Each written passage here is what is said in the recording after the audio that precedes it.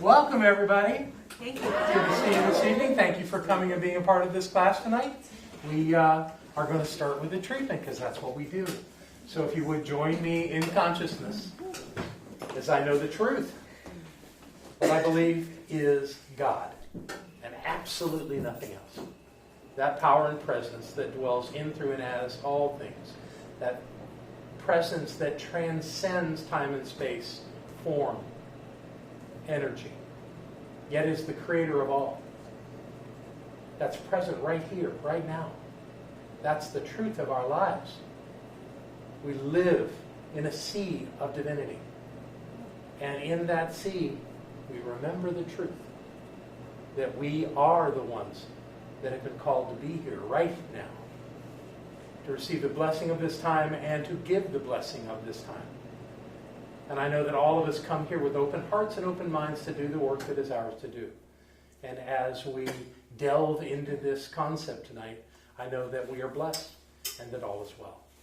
And certain that this is so, grateful for it and for all the good in my life and in all life. I release it to the allness and invite us all to say together, and so it is. Yay! Wonderful. So this is class 3 in our series. We're working toward 6 classes in this series, which is more than it was designed to be, but I have a lot to say. So your material that we're going to cover tonight begins on page 10 and ends on page 10. And the subject tonight is the law of attraction. I'm sure all of you are familiar with that, but there's some interesting things I wanted to share with you just right here at the beginning. There was a very popular movie several years ago that also became a little book. Remember this? The Secret? All about the law of attraction. Right? And this came, when did this come out? Did anybody remember? Years ago indeed, but let's look and take a quick peek. See if I can see a date real quick. 2006, the book. So something probably before that, the movie. And this one came out in 1936. And chapter 18 is called The Law of Attraction. So it wasn't about being a new idea, a just revisited idea when Rhonda Byrne wrote the book and created the whole excitement around the idea of the law of attraction, and everyone took their positions on it. And as we talked about, I think on our first class, the idea of spiritual law can take many different forms. And those forms show up in a lot of different ways and are explained in a lot of different ways. But the truth is, there's only one law. There's only one spiritual law. And it all comes down to this. Now, the law of attraction describes it in a specific way. And I have no argument with anything that it says, but the result's the same. Is that we create our lives through our thinking. And some other things we're going to talk about tonight. So I found this really kind of cool graphic for us to get started with about how the things that the law has to do with. But we're going to go through a quick tutorial on this law. And I'm going to give you the basic key concepts that I think hold this idea of the law of attraction together. So we begin. The law of attraction is always working, whether you believe in it or not. It's sort of like all natural law. It's always working. It's always active. Just because people don't know about it or have heard about it and don't believe in it doesn't mean that it's not active. It is. It's sort of like it doesn't matter whether you believe in gravity. Gravity doesn't care. So the law of attraction is always working, without exception. Okay? So with that, I want you to look on page 10, and I want a volunteer that wants to start the reading of Jack Canfield's quote on this topic. Tagatha wants to give us, you read that first paragraph, okay? The law of attraction is the most powerful law in the universe. Just like gravity, it is always in effect, always in motion. It is working in your life at this very moment. You are always in a state of creation. You are creating your reality in every moment of every day. You are creating your future with every single thought, either consciously or subconsciously. You can't take a break from it and decide not to create, because creation never stops. Excellent. I love to use the example of the creation of the universe. Many people will tell you that God created the universe. No. That divine force that is the universe is being created right now. It's not like you could just do it once and there it is, even though that's what it would appear to be. But my understanding, the way I get it, is that it's happening all the time. And if the divine source of all, the divine creative presence, stopped creating the universe, it would cease to exist. And it would go away. Yeah, oops. The same way is in your life. If you stopped creating your life, it would cease to exist. It would go away. So there's really no difference. It's just a degree of magnitude. And the way that the divine creates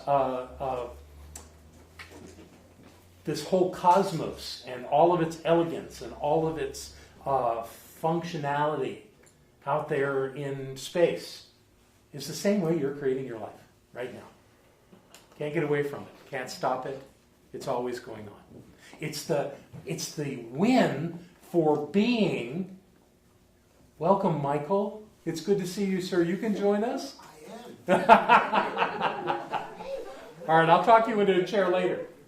Okay, where was I? I was talking about this idea of how the universe is organized. We are that microcosm of it. Our life works just like the universe, just on a smaller scale, because that's where we want to focus. That's how it works. The whole idea of the creation of physical form is about the divine being aware of itself, about the divine being able to experience itself, and about the divine expressing into life, which is exactly what we do. Only two things that this creative force of the universe does. It expresses into form, and it experiences expression. That's what we do all day long. We express into life with our thoughts, and then we experience the effect of that. It's perfect. It fits together elegantly. Our lives are in perfect order, in perfect form. That's how it works. And when we remember that, we can set aside all those things that we think are to the contrary. Like somebody did something to us. Like we had misfortune. Like we failed. Or anything of the sort. It would all just be gone if we weren't in a constant state of creation. So whether you believe it or not, that's it. It's working. It's always working. So that's step one. That's the first thing about the law of attraction that I wanted to say.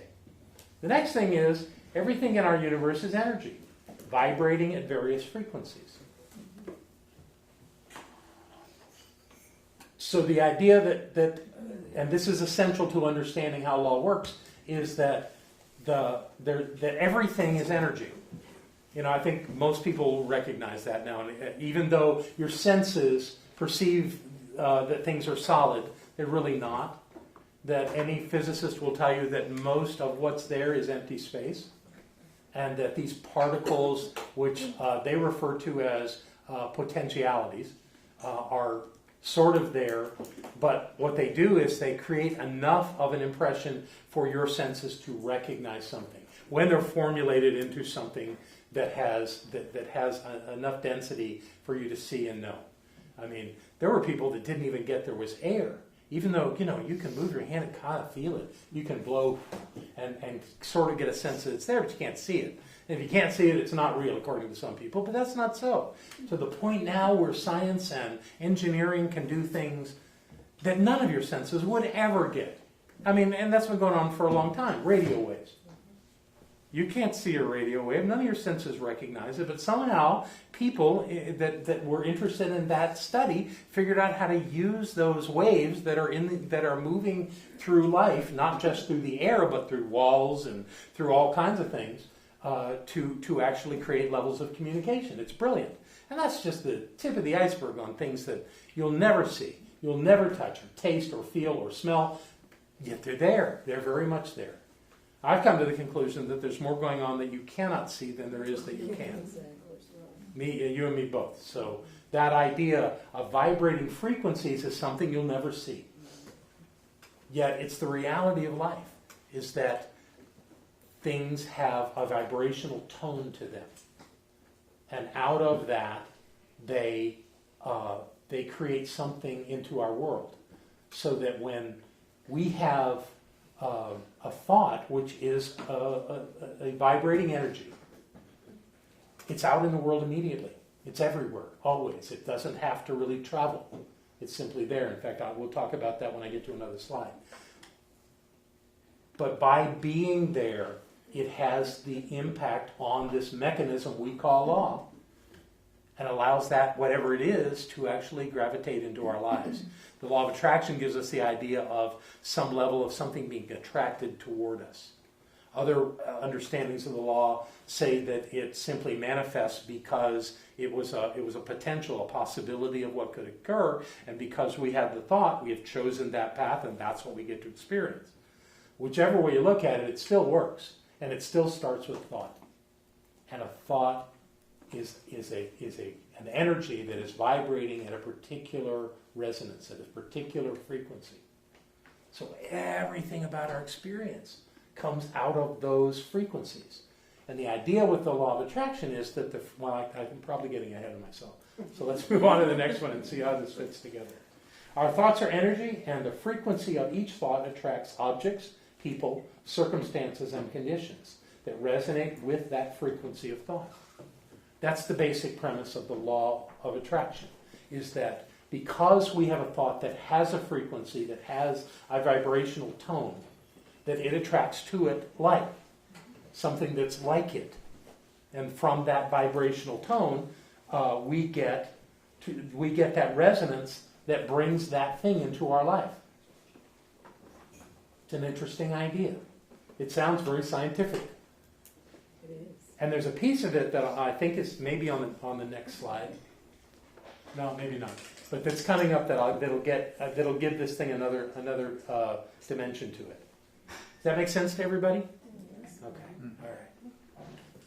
We create our lives through our thoughts, our beliefs, and our feelings.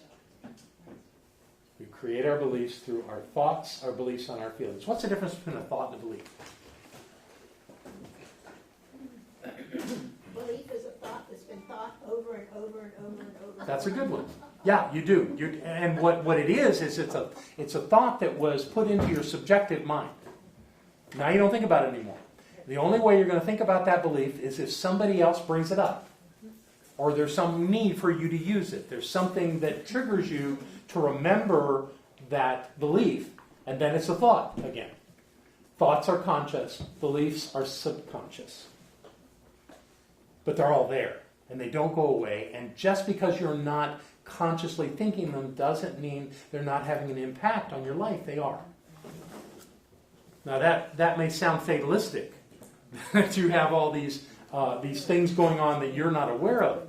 Well, at some level, in some way, you let it in. You let it come into your consciousness, and it was stored away. Remember we did that picture of the little store in the front and the big warehouse behind? It came through the store and got stored away in the warehouse. And it's there for you as soon as you need it. And that's actually a wonderful thing, which creates a massive capacity for you to remember things and to use information. You don't have to relearn it every time you need it. So it's a very useful tool. The challenge with it is that we change. Our consciousness changes. So that we don't necessarily believe that anymore, but we don't go back and collect up the things we don't believe from the storage space, from the warehouse, because we don't remember all that stuff consciously. We have to wait till it shows up. And have you ever had a situation where you thought something, or you experienced something, and then you remembered you have a belief that doesn't match what you just saw? Now you can deal with that in lots of different ways. You can go immediately into confusion. You can be in denial. You can You can challenge it, which I think is the most effective thing to do with it. To look at it and say, hey, wonder if that's real anymore. Maybe it really worked for you at some point. It probably did, or you wouldn't have kept it as a memory, as a belief. So at some level it worked. And you went, great, okay, wonderful. And then things changed. A lot of us base our early thinking on what we see other people doing. Like our parents. If our parents argue, then we think relationships are about arguing. And then at some point in your life, you meet somebody and they don't want to argue. And your first thought is, this is never going to work. But you have the opportunity in that moment to say, well, you know what? Maybe we don't need to argue. And you change your thinking. And then what you do then is you override that thought that you've stored away with a new belief, a new thought, that now is your dominant thought around that particular idea. But it takes some consciousness to do that. It takes some awareness of that this is going on. Or you'll choose one of those other ways, to be in conflict or to be in denial about it. I can remember telling someone in a counseling session what I saw with them, but they didn't ask me to tell them. And it was amazing. I watched their eyes just glaze over. They were still looking at me, but they were gone. Because they didn't want to hear that. It did not match their belief. So even though I was clear about it, they didn't want to know that. And after I finished speaking it, we went somewhere else. It was like, that's just not mine to get right now. And we all have that option. We have so many options on what to do with information. But the truth is that thoughts and beliefs, and we're going to get into feelings here in a minute, create the essence of what we use that is attracted into our lives. Thoughts are easy, because even though there's thousands of them every day, they're in your conscious mind. They may even be in the back, playing as you're experiencing things out here. Still, they're closer than your subjective mind, which is not going to give you that information until you have a reason for it. So that's a piece of the puzzle too. That's how we create it. Let's see where we're going here. Ooh, this is it. The thoughts we think evoke feelings.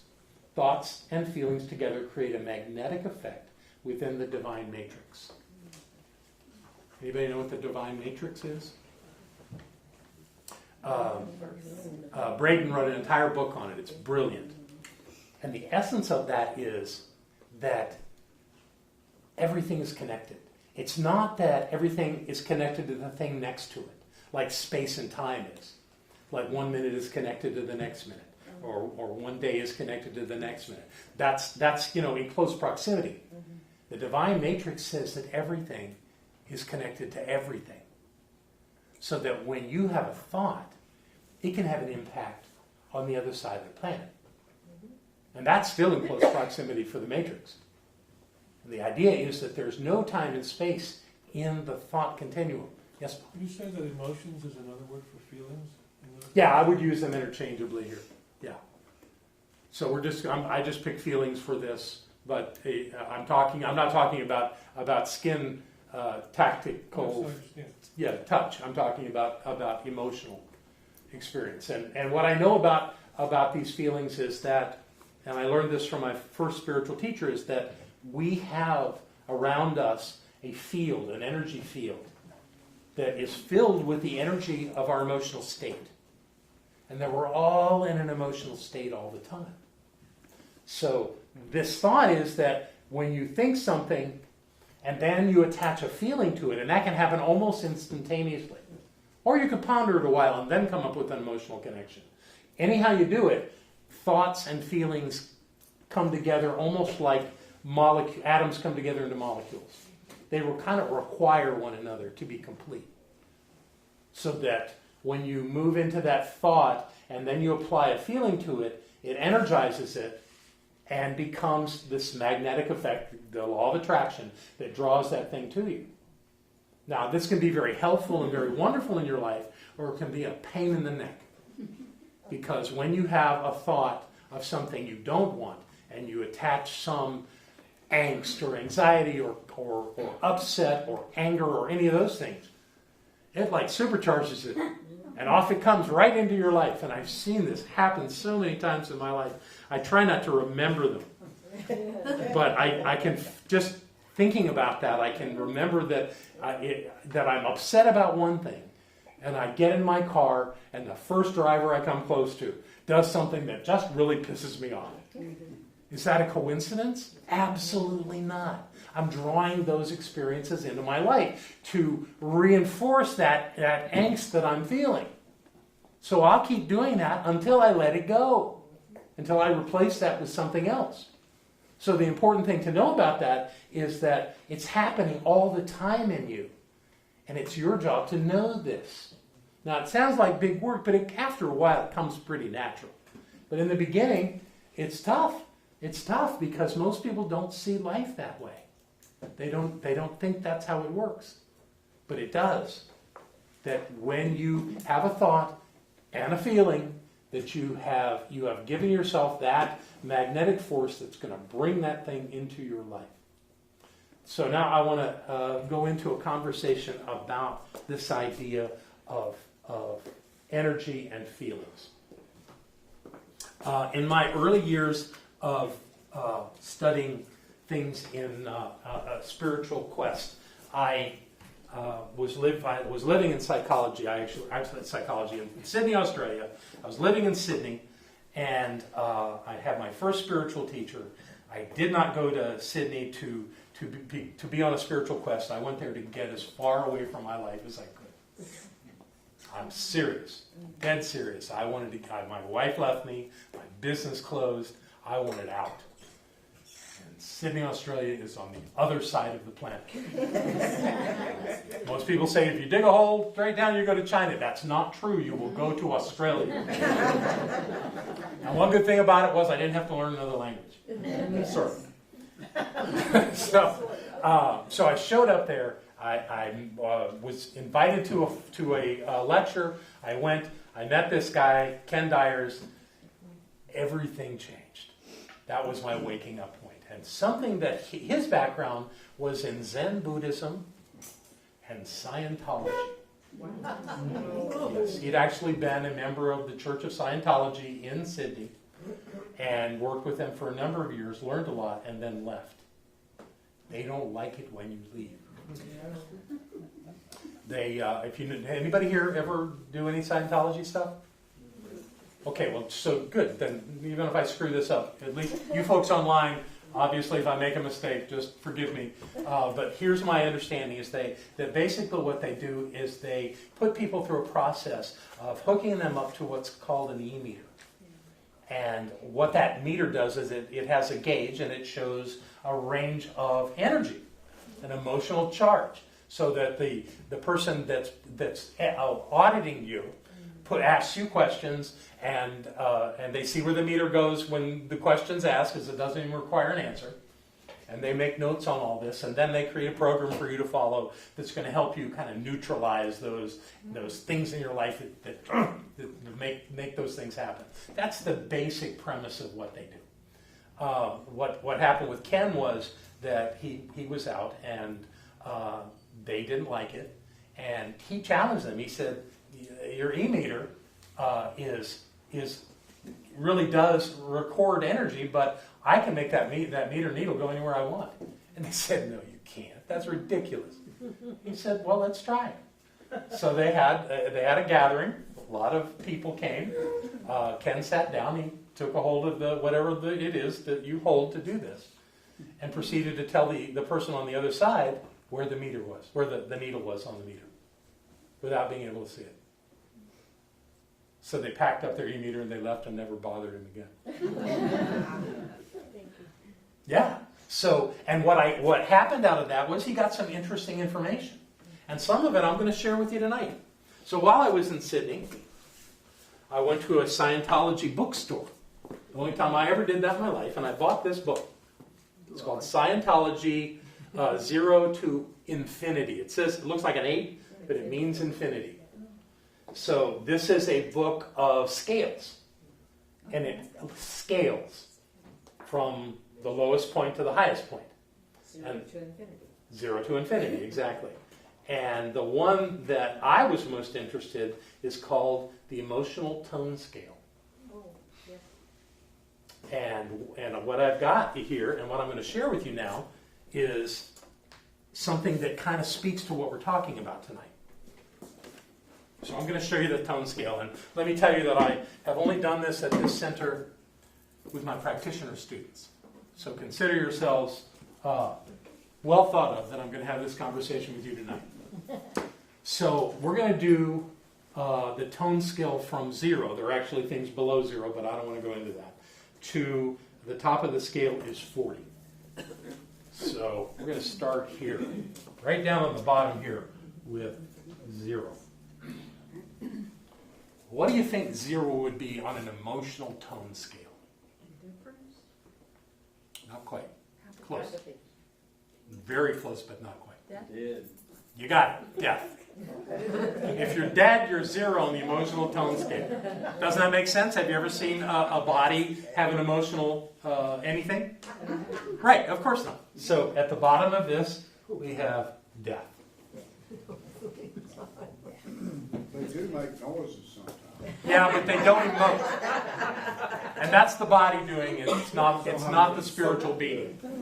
A dead body is not attached to a spiritual being. So that's why you get 0 there. In theory. It could be hanging around too. Yeah, but not in that body, or it would be using it. And we could get into that whole conversation about attached spirits. But spirits attached to bodies that are still functioning in the world. So that's enough said about that, or we'll just get lost tonight. No zombies, right? Yeah, no zombies. So we got 0. We're going to go from 0 to 0.5. What do you think that one is? Coma. I was going to say You already said it. apathy. Apathy.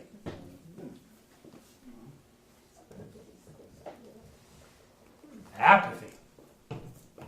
What is apathy? I don't care. I just don't care. I'm not flatlined, but nothing here is working. I'm indifferent. I don't care. That's pretty low energy. And when I say low, I'm saying that it's vibrating at a very low energy. It's very slow because we don't care. That make sense? Okay. Let's go up to 0.9. Nope, wrong. 0.5. I did that, didn't I? I was wrong. Let me do this again. Let me get this right. Apathy is 0.05. Okay? Pretty close to death, huh? 0.05. Now we go to 0.5. This one's grief.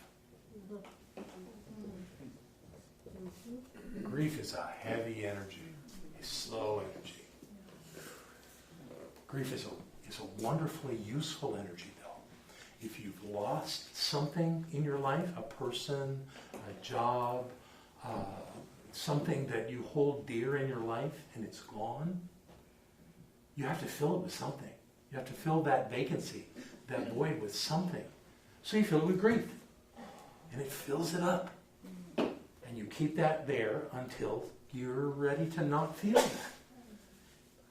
It's actually a very useful energy. It's very heavy. And you can't do much when you're grieving. But it fills the void so that you don't come apart. So it's really a valuable thing, grief. 0.9. Nah, you're not going to guess.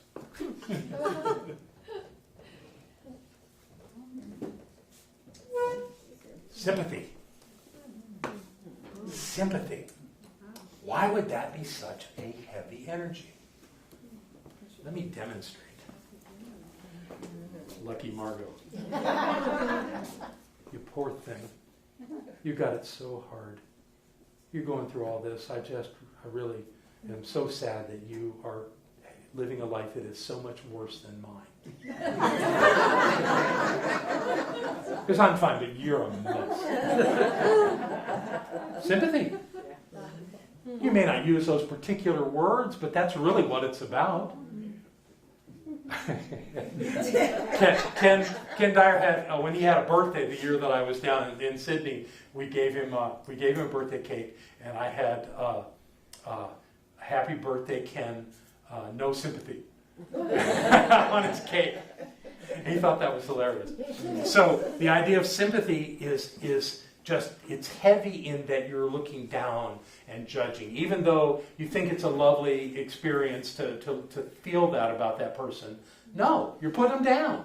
You're holding them down. Don't do that. Don't have sympathy. Know that everybody's in their right place, doing exactly what they need to do. Let's see, yes. We've gotten all the way to 1.0. This is a big one. Usually the round numbers are things that you really can realize. So looking at where we're going here, anybody want to take a shot at what's 1.0? Empathy. Nope. Depression. Close. Despair. Fear. Fear. Now, you would imagine fear is a little more active than grief, right? You know, grief is so sedentary and down here. In fear, you can actually emote fear.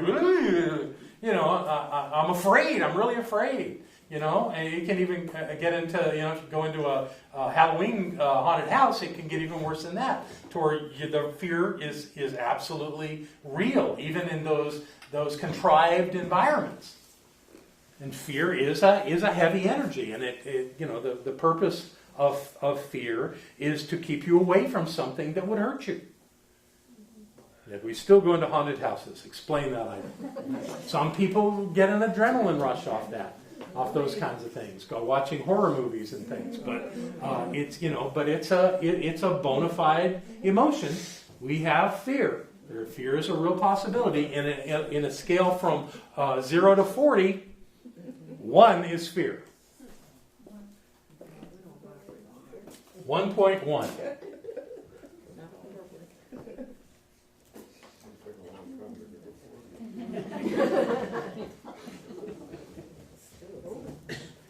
Covert hostility. Anybody want to describe what covert hostility is? Passive aggressive. What's that? Passive aggressive. It could be, but the aggressive is all hidden. Well, that's Let's not do this to Margot. I'll do it to April here. I really support you, even when everyone else is treating you so poorly.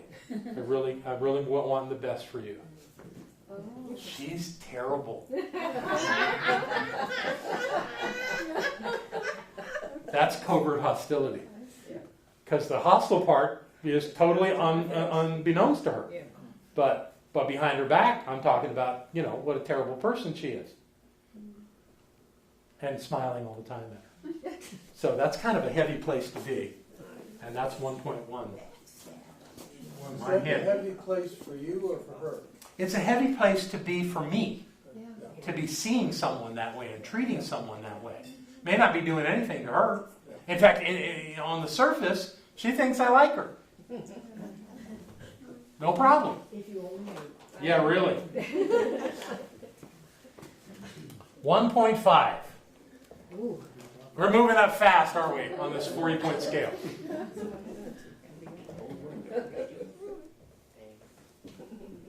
Anger. Yeah, anger. Most people think that anger is a useless emotion. We should never get angry. I absolutely disagree. There are times where anger can really come in handy. An example would be if a child was playing in the front yard and you were tending to this child, and the child had a ball, and the ball got away and started bouncing into the street. And you saw there was a car coming. And you call to the child, "Sweetie, don't go out there. Come to me. Don't worry about the ball. Come to me." And the child keeps running toward the ball. 2 or 3 times with that, and then you're going to go, stop it right now and come to me. And the kid's going to go, what? But they're going to stop. They're not going to keep going because anger can stop someone. Now, when I learned this from my teacher, he said, it does not work to step into a room and see somebody that you're angry with and go, ha! And come over with all this energy. But if you do come into the room and see the person that's going on with, and you come up to them and say, don't you ever do that to me again, they'll stop. Because you got into their space. I actually went to a dinner party. There was a guy on the plane when I flew down to Sydney who came down to see a woman that he had met in the States and wanted to have a relationship. And after a couple of months, he called me and said, well, that didn't work out, but we're going to have a party sending me home to America. And you want to come? And I said, sure. So we're sitting in a restaurant around the table, and the woman sitting next to me happened to be named Waterhouse. Apparently, it's a more common name in Australia and even in England. And so we had a conversation. And she said, so what are you doing? And I told her about my teacher and about the work I was doing. And I explained that we have absolute control over our emotional state. She said, no, we don't. Oh, yes, we do. She said, no, you can pretend to have a certain emotional state, but you can't really have an emotional state. Oh, I will. That's a reaction to what's happening. I said, that's not how it works. And she insisted. And then she said, show me. Are you sure? She said, yes, I don't believe you. I just don't think that's true. So I said, okay. And I closed my eyes. And I looked at her and I said, you bitch! Why are you doing this to me? Well, it worked. She didn't talk to me the rest of the night. I went up to her out on the street when we left the restaurant. I said, are you okay? She said, stay away from me. So I went and told my teacher that, and he was not happy with me. So don't ever do that to anyone again. Okay. But I proved that you really could have an emotional state. And inside of me, I welled up, and I didn't have to do that thing they say actors do. Think of another event where you could evoke that emotion. No, I can just do it at will. And so can anybody else when they know they can. But most people think they can only react with emotional states and that they have no control over them. In fact, I've had people tell me, I'm keeping a journal of my emotions so that I can understand what they're trying to tell me. Oh, crap. That's just not real. You're creating those emotional states. It's you. Take responsibility for that and your life will change. So that's the thing about this. Where are we? We're at anger. I told my anger story. All right, let's see where we're going here. How are we doing? Oh, 1.8.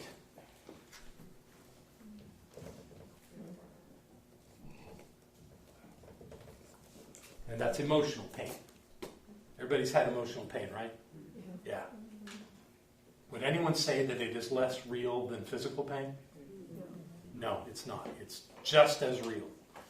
And it's a little bit above anger. So obviously it's getting a little lighter. These bigger numbers are actually lightening up the vibrational state that we're talking about. Let's see if I better move a little faster here. We're going to go to 2.5. Here's a good one. Yeah, spell, John. B-R-E-D-O-M. Boredom. I like this one. This one's interesting. Boredom is having interest and nothing to attach it to. My favorite example of that would be the 15-year-old when you tell him to go mow the grass. He's so uninterested in that. It does nothing for him to have the grass mowed. But then say, we're going to go to a movie and get ice cream. Boom, he's there. He has left his boredom because there's something there that he would like to put some interest in. That's what boredom is. Boredom's not a bad thing. It just means you don't have anywhere to put your interest.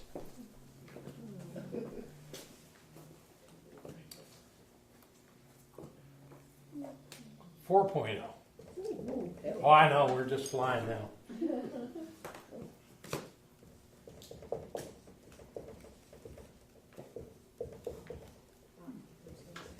I spelled that wrong, didn't I?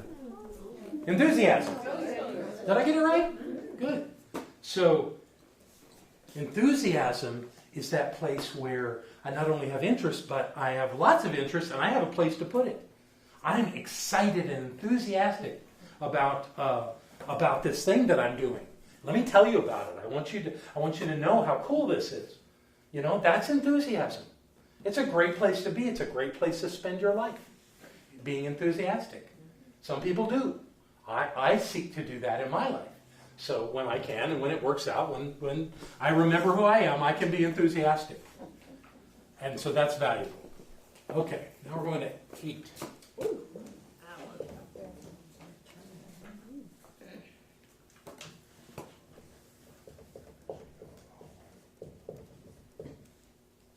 Spell it right. A-R. Exhilaration. When would it be exhilarated? Oh, my great example is on a roller coaster. If you like roller coasters. Otherwise, it's terror. But people, going over the top, go, whee!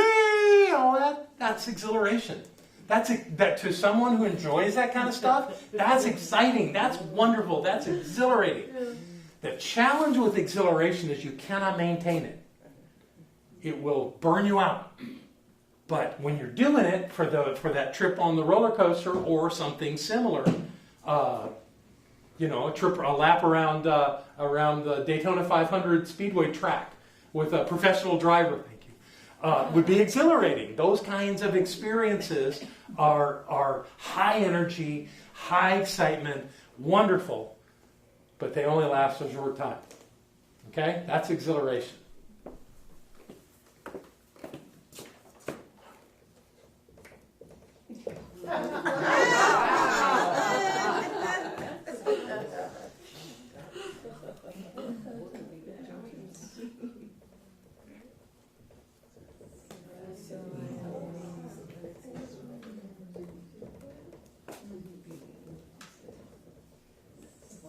Not bliss, Serenity of beingness. not bliss. Well, my dog's named Bliss, so this is going to work better. This is the name given to it by Hubbard in his book. Okay? But if you want to apply bliss, I have no problem with that.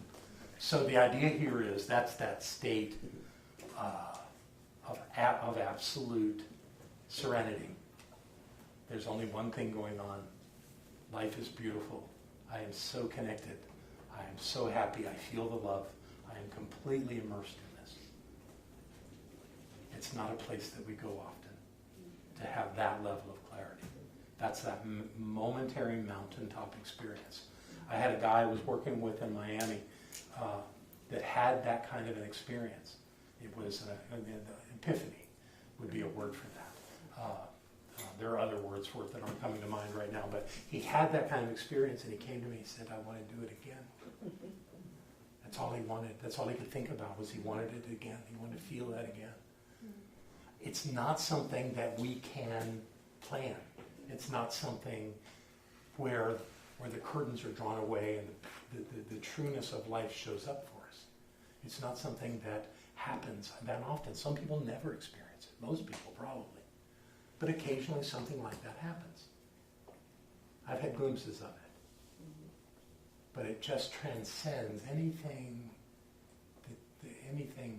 else. And what a beautiful place to be. So that's the short list. And there are many other things on here, but this is from 0 to 40, an idea of what you've got. So we've talked about this before, the idea of negative and positive energy. I say there isn't any negative or positive energy, because even these at the bottom have value in the mix. So, but if you were going to... So if you were going to put a line somewhere between negative and positive, where would you put it? It really wouldn't work. I mean, there's some that you're not going to want to go to. You're going to want to stay up in here, you know, things I left out were interest and I forget some of the other ones that are up in there, but you want to stay up in this area as much as you can. Yes, but not everybody does. Some people are just working through pain. And that's okay. You know, some people are angry, and that's okay. They're entitled to do that. So these aren't bad things. These are just emotional states based on a vibratory energy that you can change in a heartbeat. There was an evening, golly, I'm so in Sydney right now. There was a day where I was working with some other people on staff on a project, and we had a meeting one afternoon before the evening lecture that our teacher gave, and people really criticized what I had done, what I had brought to the meeting, and I felt terrible. I felt like I wasn't appreciated or included, and it's just a pity party. And that particular night, it was my turn to get up after the lecture and give the announcements. We did them at the end. And so I got up there. Okay, we're going Saturday, we're going to go. And I just didn't have it, and I'm overstating it, but it really, I didn't have it. I was somewhere much further down on this list. And I caught myself in the middle of it and shifted it immediately into something. And I saw people go, whoa. And I was really demonstrating the principle we were learning there, that you can do this. You can change your energy in a moment. So don't, now I'm not saying if you're experiencing anger, it's not like somebody can come up to you and say, you don't have to feel that anger now. You know, why don't you feel better? Doesn't work. It doesn't work. You change your emotional state when you're ready to do it. That's when it works. So the more you know, though, the more you're able to make that choice consciously to say, well, this isn't really working. I'm going to try something else. In fact, when we would do sessions with people, one of the things we did was we determined their emotional state with a number at the beginning of the session, and we did the same thing after the session. At the end of the session, we looked and figured out what level of emotional state they were in. And most of the time, with the people I was working with, it would get better. But occasionally, you know, somebody would have an experience and they would kind of fall into something. But it's okay. Wherever anybody is, it's okay, because there's no bad energy. It's just energy. We also did the process regularly called energy conversion, where we actually had people, I was one of the staff members that did this. I would meet with people, we would sit facing each other in silence for an hour and exchange energy. And whatever would come up, it was like dreams and things. Somebody would be looking into my eyes, but after a while, all that changes, and you start getting images, and things start coming, and your emotional state changes. And it may be something that is really wanting to come out of your subjective mind to get dealt with. And in that moment, it's like all this energy comes up. And the way we did it was, the idea was, give it to me. Just give me that energy. Flow it through one of your energy centers, one of your chakras, to me, and I'll take it. Because to me, it's just energy. It's not attached to a thought. It's not attached to a memory. It's not attached to a belief. It's just energy. So I could take it and release it. And then that person didn't have that anymore. They actually had that experience, but they released the energy of it, the emotional energy of it, and then they went neutral on it. They still had the memory, but they weren't angry about it or afraid because of it. It was a brilliant thing that we did there. And to me, that's one of the great gifts that I think that I bring to this teaching of science of mind, that this energy of emotions is completely manageable. We can do that. So I invite you to look at that in your lives and see how that works for you. So the thoughts we think evoke feelings. Thoughts and feelings together create a magnetic effect within the divine matrix. And where do we go from there? What results is that objects, people, circumstances, and conditions show up in our lives in equal proportion to the vibratory energy of the thoughts and feelings that initiated their creation. That's a mouthful, but it really says something. It's what it's saying for me is that all this stuff that's coming into my life, I am drawing it into my life because of my vibrational state, because of my emotional state. Now, I have the feelings, I have the thoughts, and I have the beliefs, and when the beliefs move back into my conscious mind as thoughts, I attach them to emotions. And when I do that, it creates that magnetism. It's sort of the way a generator works, because it spins and causes an energy flow. Same thing here. There's a spinning of the thought and the energy of the thought and the energy of the feeling that come together and draw this stuff into your life. And the stronger the thought and the stronger the emotional state, the quicker it's going to show up. And this goes anywhere on the scale. It doesn't matter where you are on the scale. It still works that way. That's the basic idea of the law of attraction. If you want to change the conditions in your life, be mindful of what you are thinking and feeling, because they are attracting things into your life right now. Yes, Sandy? Wouldn't that also be, looking into what you said earlier, the people that you hang around with? Yes, absolutely. The people you hang around with. You draw them into your life. There's a resonance there. And what happens is that you create friends in your life, maybe at a time when you're struggling with something. And they're the perfect people to be in your life to experience that whole thing of I'm struggling, and they'll have some sympathy for you and love on you a little bit. And, that feels really good. And then you get a handle on your life and things start working, and you got the same friends. You got the same friends that see you as that less than person. And they're looking at you and projecting, well, I've seen that. I've seen her do that, so I know that's the way she is. And they're holding you in that static place. It's time to have a new friend. And it's not that they're bad. It's not that people are bad. Nobody's bad. But if they're going to hold you in a static understanding of who you are, they're going to deny you the opportunity to be different. They're going to want to hold you there because that's their reality. It's just natural. But not always healthy. So that's why in our lives we often go through series of relationships. Well, certainly married relationships, and then we do it with other people in our lives. People come and go. As Michael Beckwith says, people come for a reason, a season, or a lifetime. The smallest group of those are the lifetime people. Most people come for a reason. They bring you information, they're gone. Others for a season, for a period of time in your life, to go through something. They're there, and then they're gone. And that's perfectly okay. Don't grieve that too badly. They did their work. We have had an interesting thing in the 20 years we've been in this building. We've had people come and be incredibly helpful in doing things. Building the building. We had all kind of people that were here when we were building that you don't know, that came and participated in that, and once the thing was done, off they went to somewhere else. And oh, don't leave. They had to.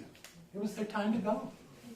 And it wasn't like it was intentional that way. It's just the way it was. I remember there was a guy named Jim that helped us build that walkway to the upper parking area. And he and a crew went out there for several weeks putting that together, meticulously putting that together. It's a wonderful walkway. If you've never been on it, it's a not very long. It's, how long?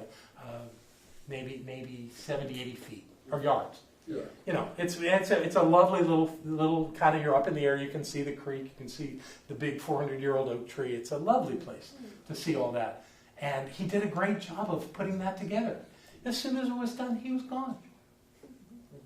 And I was sad about that for a little while, but then I realized he was done. He came and did what he wanted to bring to us, and it was brilliant. It was wonderful. So don't try to contain that. Sometimes you really know it's going the other way, that how do I get rid of these people in my life that are dragging me down? But they're not dragging you down based on them. They're doing it based on how you were when your relationship started. Families. Oh, God, families. We haven't really figured out how to not have lifetime relationships with people that see you as less than. But it's our job to maintain our state and to know who we are when we go into those family gatherings on holidays and such, to realize they don't know who you are. It's really okay. They have their limited appearances, and they're going to try to push your buttons because that's what they do. That's who they are. That's what they're going to do. But you don't have to play. You can say, yeah, that's not how it works for me now. And just not give it any energy. Okay. So, how are we doing? I think we're going to go ahead and take a break now and go into what I want to share with you. I've got some quotes and some other information about the law of attraction that we'll do after the break. So we'll see you in 15 minutes. Okay, so as the last of us are coming back to our seats, where we're going to go from here, which my intention with this first part was to really give you a sense of the basic understanding of the law. Now we're going to do some quotes and then move into some other ways of looking at the law. This is a quote from Bob Doyle, who wrote Wealth Beyond Reason and was in The Secret. He writes, most of us attract by default. We just think we don't have any control over it. Our thoughts and feelings are on autopilot, and so everything is brought to us by default. That's the way most people in the world do it. They think that life happens to them, rather than realizing that life is happening through them, based on what they're thinking and what they're feeling. Thank you, Bob Doyle. All that we are is a result of what we have thought. Buddha. I don't think he was in the movie. I do. Maybe. And this goes into the science of mind. By the activity of our thought, things come into our lives, and we are limited only because we have not known the truth. We have thought that outside things control us, when all the time we have had within us that which could have changed everything and given us freedom from bondage. Profound. Also from the science of mind, we must be specific in what we think into our lives, while at the same time never outlining how it shall be done. Let's talk about outlining. It's usually that conversation comes into treatment work, but really it's in how we see our lives. We spend a lot of times we think the way to get to something is to know everything that must happen for that to be the ultimate outcome.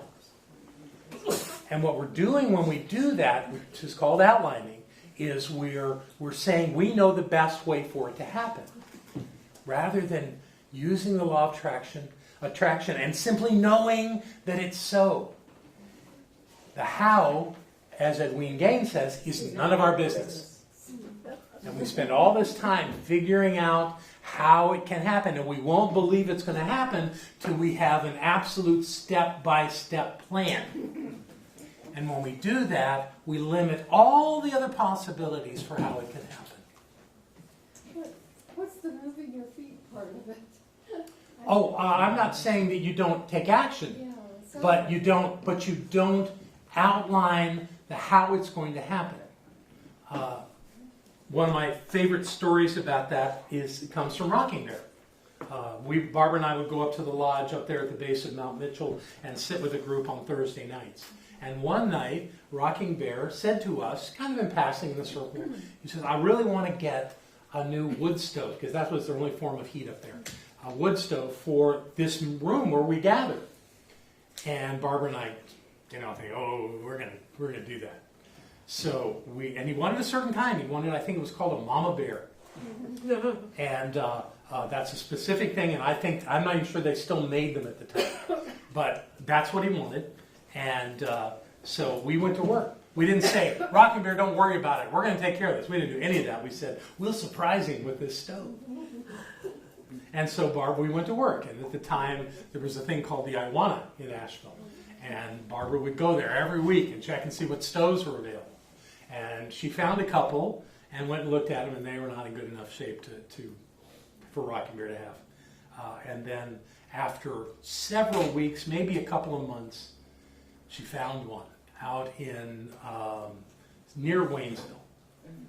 And we went out there and looked at it, said, yeah, this one will work. And we loaded it up. And actually, I think the person that was selling it cleaned it up for us and polished it up and made it look good. And got it on in a vehicle. We had a little Toyota pickup at the time. And we carried it up the mountain to Rocky Bears in Silo, which is at the base of Mount Mitchell. And when we got there, he shared his side of what was happening. That he kept telling everybody he wanted this stove. No stove. And he said, well, I got to really do something. So he went down, after a couple of months of this, he went down to the local paper in what's that town up there? I can't even think of it right now. Anyway, what's it called? Burnsville. He went to Burnsville to the little paper up there. I think they have a weekly. And he put an ad for a Mama Bear stove. And they ran the ad. They hadn't even run the ad yet. He paid for it and put it in, and we showed up with the stove. And we are all absolutely convinced that it took the action of putting the ad in for the stove to show up. That the timing of all that was completely in his control. And that when he took the action to claim to the world that his stove was there, the stove showed up. So it isn't a lack of action, but it's not about how it's supposed to happen. He had no idea what we were doing. He just knew that a stove was coming. And it did. And it was very clear. And did it happen as quickly as anybody wanted? No. But it happened exactly the way it was supposed to, for everything to be in place. So when you think that you know how something is supposed to happen, you're limiting all the other possibilities. And there are always, in fact, there are infinite possibilities on how something can happen. So the idea is be open to that. Be inquisitive as to what that is, but don't set out a plan that you have to follow. That has to be the way. Some people think the only way they can have more money in their lives is if their boss will give them a raise. What a limiting thought. There's so many ways money can show up. Inheritances, lotteries. I just can't even begin to tell you all the ways that could happen, that more money could come into your life. And when we do our Summer Prosperity Series, we challenge everybody to do that, to create more money in their lives. I remember the first time that I was asked to do that. I was in Barbara's class in Miami, Florida. And she challenged all of us in 1 week's time to have unexpected income show up in our lives. From some source we had no expectation that it would show up. I went, oh crap, how am I supposed to do that? I mean, it sounds good. And I know that person over there said they had that happen, but I just got back from Australia. How is money going to show up in my life? So I did my work. I saw money coming into my life. I knew it was there without having any idea how it would show up. Class was on Monday night, the next Monday night, and Monday in the mail came a check from the IRS. $385 is what I remember. How did that happen? It happened because I let go of the fear and I accepted that was true and that I was going to be a participant in this class that could demonstrate just like anybody else. And I did. And it happens to people all the time. But if you lay out that plan, if I went out into the world trying to figure out how I could get unexpected income, I'd have gone crazy. Because you can't do it. As soon as you create a plan, then you expect it. And that wasn't the game. The game was to simply know that it was so and let it show up without any criteria. So we can do that. Avoid outlining in your life. Spend your time knowing what is so for you. And I'm going to even alter that here in a little bit on another slide. But that's what that quote is about. Got 5 additional things for you to know about the law of attraction that probably were not in The Secret. Number 1, your emotions are just as important as your thoughts. So if you could do affirmations all day long, day in and day out, saying those same words that this is true in your life, whatever it is, that it's so, that it's present, that it's there. And if you don't have an emotional state that matches that will carry it with absolute certainty, then you're really not getting much. You're really not getting much. Here's a quote. An affirmative thought with a corresponding feeling is hundreds of times more powerful and effective than any thought and corresponding feeling that expresses a desire to move away from something. That make sense? You want to know who said that? Yes. Me.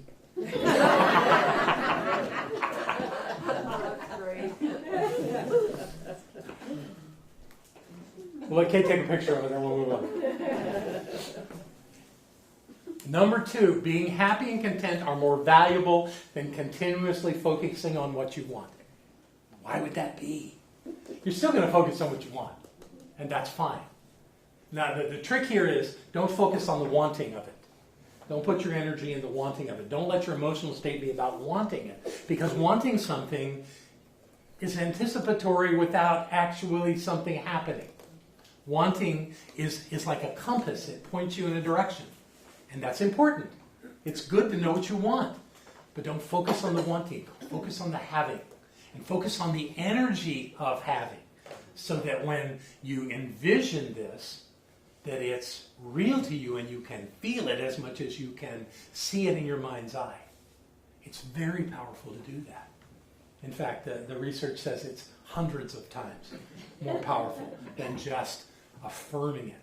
And I've seen people affirm things with almost no emotional rise to it. The emotion is what gives it the oomph, it gives it the power, it gives it the thing that's going to really catapult it in physical form. So really, as much as you focus on what you want and you're clear about that, focus on the energy around it and not about the wanting of it, because that's a very different energy from having.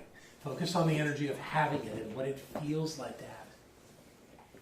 And that'll change that whole dynamic for you.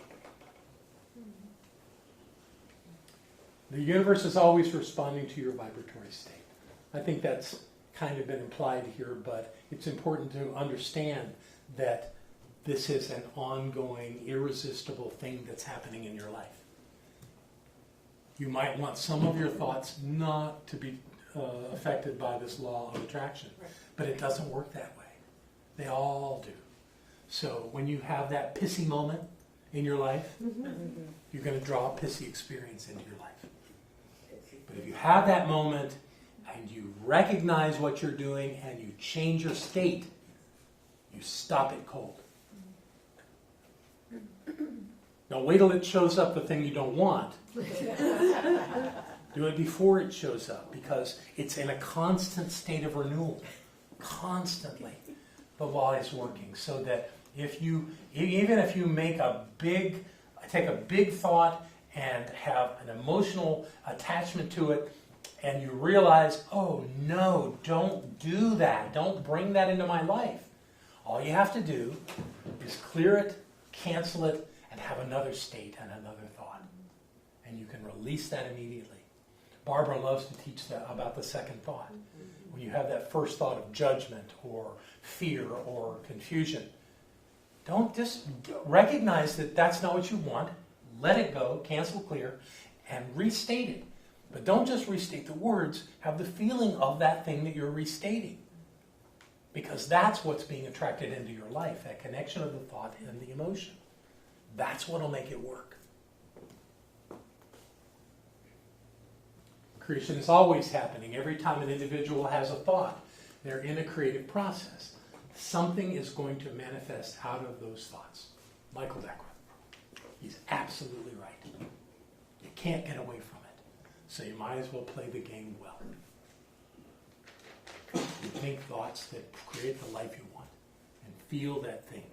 And like the earlier one said, emotion is actually more important. Because a lot of times we say we don't want something. We're putting energy into not wanting. And that's really the operative word there is wanting. So let's not do that. Okay.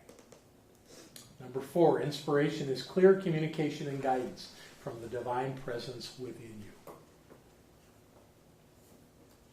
It's already there. You already have it. You have everything you could possibly ever desire within your consciousness.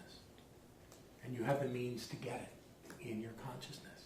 But you have to know that. So stop looking for it outside of yourself. It's right where you are. when you do your inner work, when you slow things down enough to get clear about what it is that you desire in your life, and you can feel it and know that it's so, you're doing the work. And when you get reactive, you lose that, and you fall into the abyss. We all do. Nobody is exempt.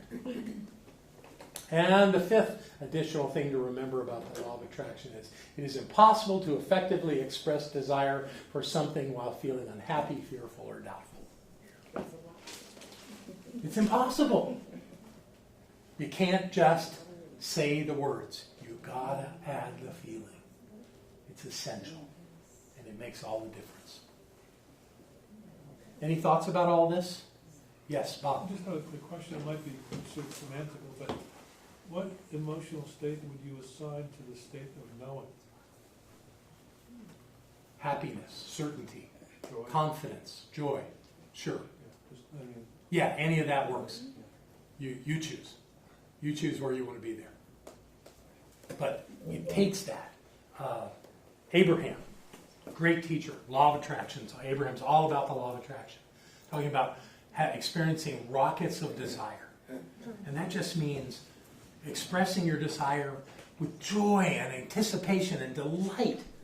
That this is my life. This is what I get. And when we play it that way, we get it. And when we struggle with it, or when we're trying to get rid of something, it just sucks us dry. The thing is that those happy feelings, that joyous sense, is what catapults a thought into a reality, into a manifestation. It's essential to the mix. It doesn't work without it. Anything else? Any other thoughts or questions about this? You getting anything out of this? Yes. Good, then we'll do more. So those are your 5 things there. Let's see what's next. 7 ideas for reflectively applying the law of attraction. Number 1, start and end your day with expressions of gratitude. If you don't have that as a regular routine, give it a try. Just promise yourself you'll do it for a week. When you get up in the morning, I do it while I'm making coffee. I just look at what a great day it is.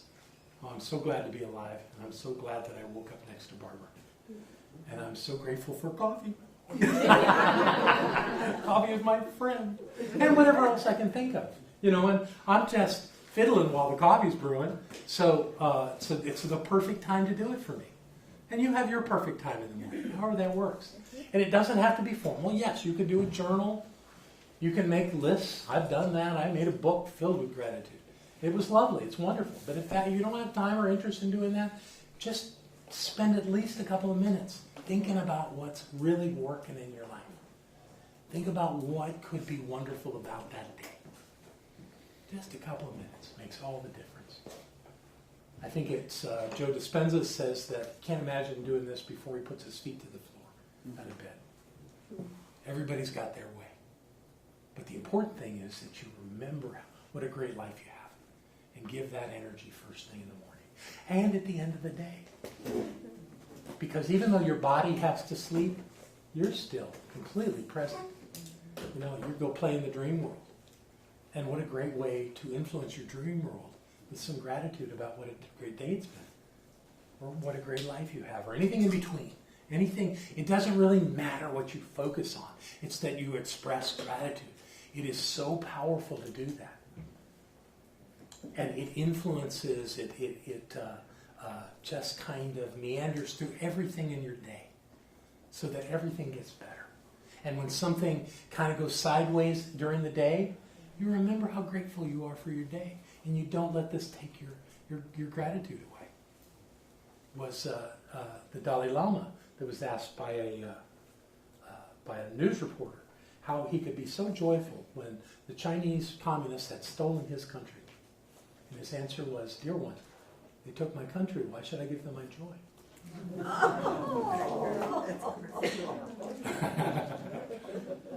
So he chooses to be joyful. Absolutely. Yes, Drew.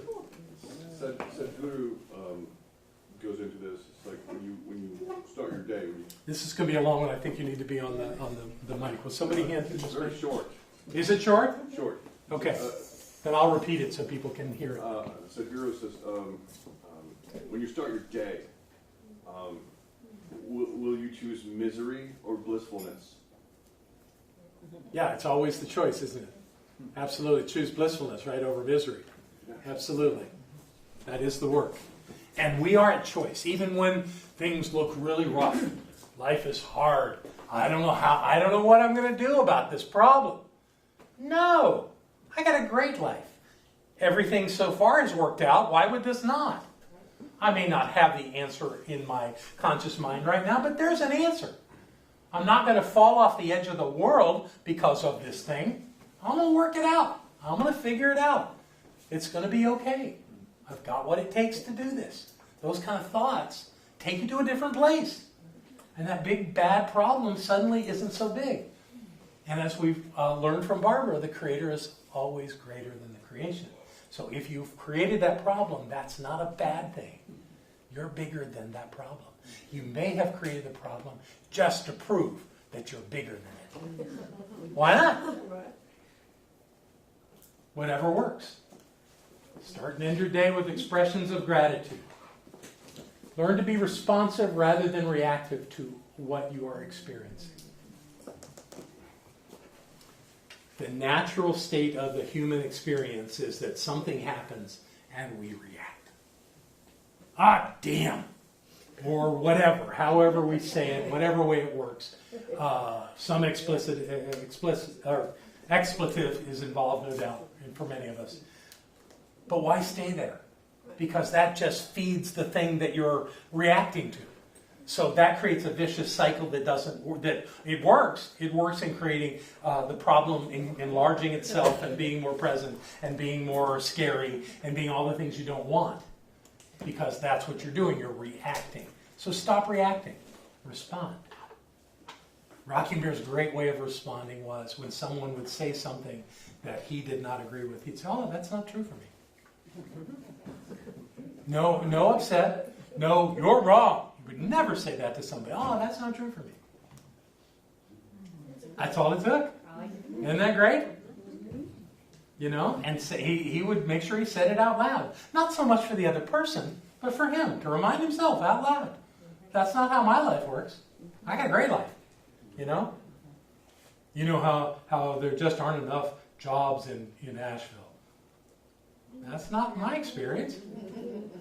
You know, and I tell people looking for a job, how many jobs do you need? If you need one, then there's definitely one job for you. You know, go find it. Learn to be responsive rather than reactive to what you're experiencing. Number 3, be mindful of your emotional state and move quickly to raise your vibratory level to avoid attracting unwanted outcomes. That is so true. And what we have immersed ourselves in tonight is this idea that we truly have absolute control over our emotional state. No matter what's going on. Elie Wiesel, in his book, having been in the Auschwitz concentration camps, was so clear that his state was his, and that the Nazis could not take that from him. He even did something interesting. He would trade with the other. They got meager meals, a piece of stale bread and I don't know, some other thing on his plate, and he would consciously give his bread away to somebody. And when he would do that, somebody else would give him a little soup or something. And that what was actually happening was he was getting a more sustaining diet than they were. He wasn't doing that intentionally, but what he found was that he could close his eyes and go anywhere and feel blissful and happy and joyous and on top of a mountain or at the beach or wherever he wanted to go. And the Nazis couldn't take that from him. And he was one that survived it because he was able to do that. And he was able, when other people were starving and dying from starvation, he was holding on and got through it and touched the world with his man's quest for meaning.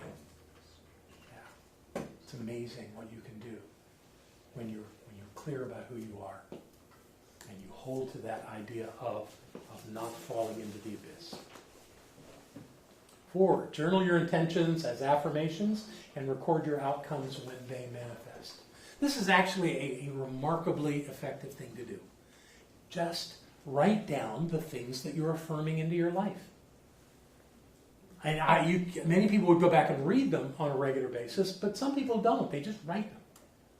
And then what they do is they go back and they write down their outcomes when that happens. Sometimes it happens very quickly. Sometimes it takes months. I'm not remembering his name, but one of my favorite stories from The Secret, one of the teachers there, and somebody's going to remember his name when I tell the story, did one of those vision boards. And on his vision board, he had a picture of a house because he wanted a wonderful house. And at the end of the course, whatever he was doing, he took his vision board and he put it away, he stored it away. It was Jack Canfield. What? No, I don't think so. He did the check on the ceiling. Yeah. What happened is that his son actually found that in storage. Whether it was in his attic or wherever it was, he had it stored away. His son found it, brought it to him and said, "What's this, Dad?" And he said, "Well, that's a vision board I did." And he looked at it, and at that moment he realized the picture of the house on that page was the house they were in. So he never went back and even connected the dots until at that moment. So it doesn't really matter, but it's nice for your ego to know when it shows up, to be able to go, "Ooh, look, I did it." You know? So the idea of keeping some kind of record of what it is that you're calling into your life, and then when it shows up to write it down, can be a very effective thing. It can absolutely demonstrate to you that this thing works. So that's a thought. Take time to visually replicate the outcomes you desire. Not everybody's visual. I am. And if you are, I encourage you, when you do treatments or affirmations or just rockets of desire, however you want to do it, include seeing yourself experiencing that outcome. It's extraordinarily effective. So that if you want a new car, see yourself in the car. See yourself driving in the car. Think about what you feel as you're driving in the car. One thing, and this one's such an easy example of this. Go test drive the car. Get in the car and feel it. You know, one of my desires is to own an electric car. And I've gone and driven Teslas, and I drove the Volt when it first came out. Did all that in California when I was out there, and it really, it was exhilarating. You know, this idea of having that. And I still don't have an electric car, but I have been told that by 2023, General Motors is going to have 23 different electric car models. And Tesla has come out with a pickup truck that is orgasmic. It is so beautiful. Oh, man. So I know I'm going to own an electric car when the time is right. That's one of the things on my list. And can you feel that I'm into it? Yeah. Yeah. So no hurry. Everything's good. When it's supposed to happen, it'll happen. But if you happen to go Google the Tesla electric truck, you'll see what I mean. Thank you very much. There you go. Be kind to yourself. Avoid judging yourself and others. Go ahead. Judgment thing will get in your way. You know, you want things in your life. You're looking for your life to be full and rich, and you find fault in yourself and others. It'll just stop everything cold. Let go of that. And again, it's not that we don't fall into judgment. We do. We go, ooh. Or that person. We do that kind of thing. Stop yourself and shift it. Stop and reframe it so that it's not in your way. Because trust me, when you judge another person, you're not in their way. You're only in your way. Don't let that happen. It's not worth it. Anybody that you would judge is not worth screwing up your life. And as Edwin says, judging somebody and hating somebody is like drinking poison and expecting them to die. It ain't gonna happen. It's only impacting you. So drop the judgment. And it doesn't mean you have to agree with everybody. By no means does it mean that. No, don't agree. That's perfectly fine, but don't make them wrong for thinking what they want to think. They're entitled. They can think whatever they want. You just don't have to agree with them. They can do anything they want. Doesn't mean you would do it, but don't make them wrong. That's a thing that we do as human beings. We would like everyone to have the same way of being in the world that we have. One thing that I've discovered, we've got like 5 therapists coming into our house 4 times a week. And Barbara's sister, who is a nurse, and other people. They don't put everything away like I do. But how can I get angry with them about that? How can I find them wrong? They're helping. Oh my God, what if they all stopped coming? Oh no, I'll put the towels away.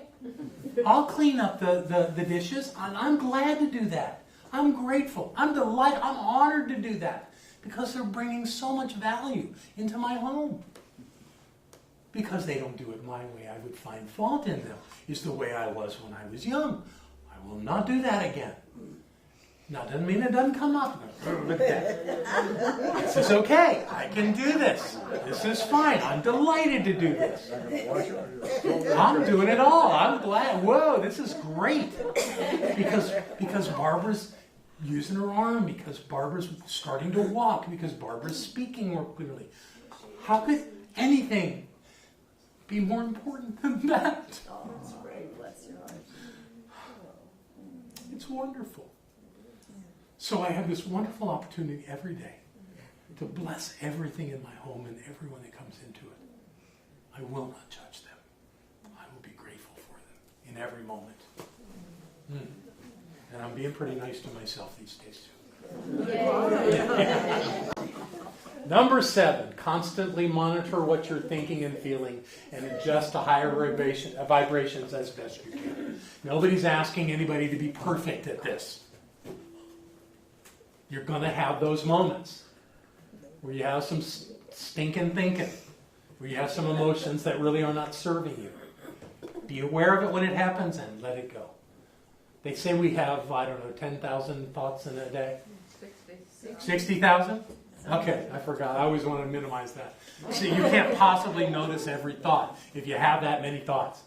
But you notice the ones that are important and the ones that really require adjustment. It's so easy once you're in that mood of doing the best you can. And when you allow yourself to do that, everything does work out. Spiritual law is so powerful and so useful. And simply knowing that it's there makes a difference in our lives. So don't limit yourself to what you can create. But it's your job to do it with your thoughts, with your feelings, to make that work. Show me Viva Hananda, right? Something very close to that. The law of attraction, which holds good for the heavenly bodies, also holds good for the smallest particles. I've actually watched us as a community do things which they say are impossible. Directing weather patterns. Stopping bombings. I don't know if we started all that out when we were in the cornfield in Fairview. There was a bombing that had been announced by the Pentagon on some kind of a site in the Middle East. And we let them know we were coming. And this was on a Saturday night. I remember getting up on Sunday morning and I asked everybody to go into prayer with me, being absolutely clear that there was peace in that place. And we worked it. We worked it for over 5 minutes in the room. And we let that thing happen. And when we got out of church and we went home that day, it was announced that there was no bombing. And you'd say, oh, please, how could you possibly have had an effect like that? Yes. Yes, indeed. transcendental meditation people will go into a prison or go into a very challenging part of a city where there's a lot of crime. And when they're doing their work there, the crime diminishes to nothing. We have that kind of power. There was a doctor strike in Israel many years ago. And all the physicians didn't come to work for a day. Then they picked a specific day and they told everybody they weren't going to come. And people thought that was awful, a terrible thing to do. Well, what about people that really need their doctor that day? Well, that day they didn't get a doctor. That day, in Israel, nobody died. Tell me we don't have control over our experience. We have absolute control. And it's from the celestial bodies to the tiny, invisible particles. It all works the same. And we are in the midst of all of that. You create everything that happens to you. It is only by acknowledging that you have created everything up until this now that you can take charge of creating the future you want. Jack Canfield. So I invite you tonight to take absolute responsibility for where you are in your life, for every condition, every circumstance, every relationship, everything that's going on in your life. Take absolute responsibility for it. And then you have total and absolute control to change it. Last story of the night. When I was in my doctoral program, I was working with a PhD over in the central part of the state in the Raleigh area. I think he was in Winston-Salem. And his name was Dr. Forrest Toms. He had gone to Howard University, was well respected as an organizational expert. And I was working on a project with the Wake County School District with my PhD program. And one day, when we were together, he said, I got a project for you. And I said, great, what is it? He said, well, I got a call yesterday from a man that I've known for years who works with Robert Schuller at the Crystal Cathedral. They're having a forum there on youth violence. And they wanted me to come be a facilitator. I told them there was no way with my schedule I could do it. And they asked if I knew anyone that could. And I gave them your name. So they're going to call you. And they did. They very quickly called and invited me to come out and be one of the facilitators at this meeting at the Crystal Cathedral. I was thrilled. I've been watching Schuller on TV for years. And I'd never been there. And I thought, this is amazing. I get to go. While we were there, they had many guest speakers. And they had one minister who was, I think he was with the Church of Christ. And he'd come up with a new concept. He was doing Sunday school on Saturday for literally thousands of kids in Brooklyn. He got all these old school buses, and he would run around and pick up all these kids and bring them to this one location, which was like a big warehouse. And all there was in there, it was set up with lights, and they recorded it, and they all these kids there, and they would play these crazy games with them, and have all these things, and then they would give them a lesson. It was a Bible lesson, but it was something pragmatic that they could use in their lives. It was a great program. I went and saw it when I was doing my program with the Crystal Cathedral later, and loved it. But that day I didn't know him. He got up and gave a talk, and he said the reason that we have riots in this country is because of the churches. Now the room's filled with ministers and priests and rabbis and Islamic clerics. And he's blaming this on the churches. And they all go, huh. And I'm in the back of the room and I go, yeah! Because I got what he was saying. That is, if the churches were remiss in a way that caused this to happen, they could fix it. And so out of that meeting, there was a new organization created called Peacemakers. And it was an organization that was designed to help communities find ways to come together around correcting the issues of youth violence. And I got to be the director of that program. And for 2 years, I traveled the country and worked with mayor's offices and DA's offices and many churches and communities, and we did these great programs where we brought them all together, and we had forums for discussing that. And I actually used the body of data I got from that as the basis for my dissertation for my PhD.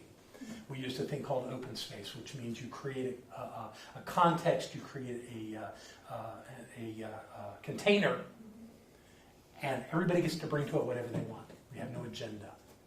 And we just have an outline for how we do it, but what happens in those is completely up to who's there. And it was incredibly powerful, that work that we did. And the reason I bring that up, that whole thing, is that we, even in groups, have the ability to make great changes in the world. But we have to want to, and we have to not find fault. We have to find answers. And when we do that, things happen. And we had great work come out of that. Great community actions that were in Baltimore and Atlanta and Seattle and LA and all the other places that we went. It was very powerful work. And those kind of things happen because people get all the problems out of the way and look at the solutions. I was part of a group called Results. I am telling you one more story. A grassroots group of people that worked with our representatives in Washington to end hunger in the world. And the way that we did that, we would gather, a couple thousand of us would gather at a big hotel in Washington. And the first thing our leader, the guy that started this, whose name is escaping me right now, but it'll come, he's a guy that I actually went to the same high school that I did, and he put this national thing together, and the first thing he would have us do is sing. And he was a music teacher. So he'd get up there with his guitar and he would break the room into like 4 different things, and we would do rounds, and we would learn songs, and we would learn harmonies, and that was where we started. And by doing that, we created so much joy and connection that we were willing to go talk to our senators and our representatives about helping these children without being all burdened by it. And going in there and saying, this is so bad, it's so terrible what's happening. And during the time that Results was doing that, the United Nations, UNICEF, their records went from 36,000 children dying of hunger every day down to 9,000 because of the work that we did. So powerful. And we would tell people that 36,000 children were dying every day of hunger. And they would say, so you got 3,600 people dying every day. They couldn't conceive of that. But we went in and were so joyous that we didn't make them wrong. We just restated it and thanked them for their help in supporting things like UNICEF and other programs that were supporting children around the world. And it made an extraordinary difference. That's the power we wield. That's how we can live our lives. I don't think there are any other slides, but let's look.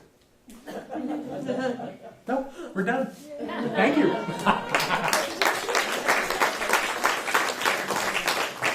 So if you would, please, take out what you're going to give tonight. And I certainly hope that everyone here got something out of this. Do you have a printout of those points? I really like the points that you read. They're going to be online. I'm going to give them to Devon. I'm going to give these slides to Devon, and she's going to put this class online with all of those on there. On the visual or on a printout thing? Well, I don't have it printed out.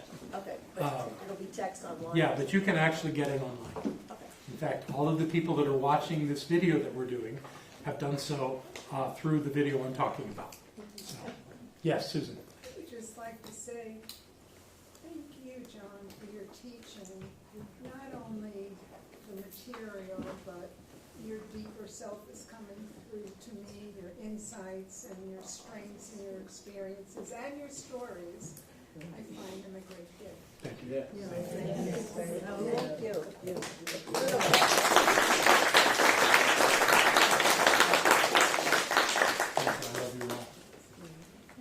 So, these baskets are looking for something. So we're going to let them do their magic. And we'll start that by knowing the truth. The truth that the presence and the power of one is right here. It always has been and it always will be. And this Center for Spiritual Living Asheville is dedicated to revealing it in every life that wants to see. So we come together tonight. We remember a little more of who we are. We apply the principles we learn, and our lives keep getting better and better. And I am grateful. I'm grateful for each one who joins in this class, in this room, and online to share this experience. And I know that we are all blessed for the work that we do. And all is good, and all is God. And so it is.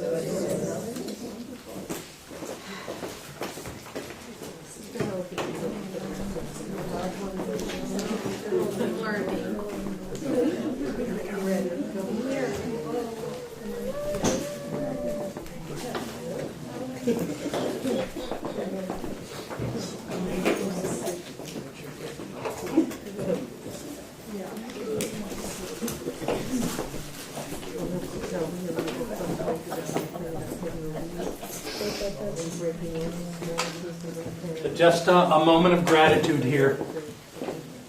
It's always good to be grateful for the flow to this center. Grateful for the way all of you love this place and support it.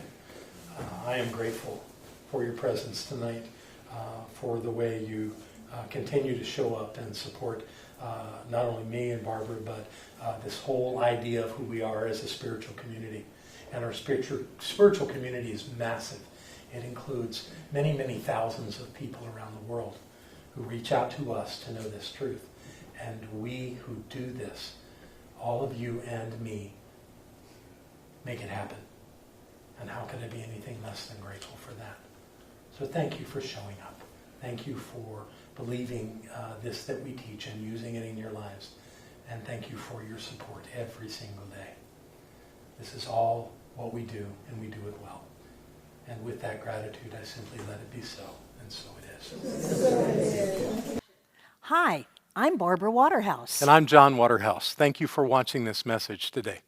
Through our website, cslasheville.org, we have over 1,000 messages, classes, and new thought books, all to download at no charge to anyone.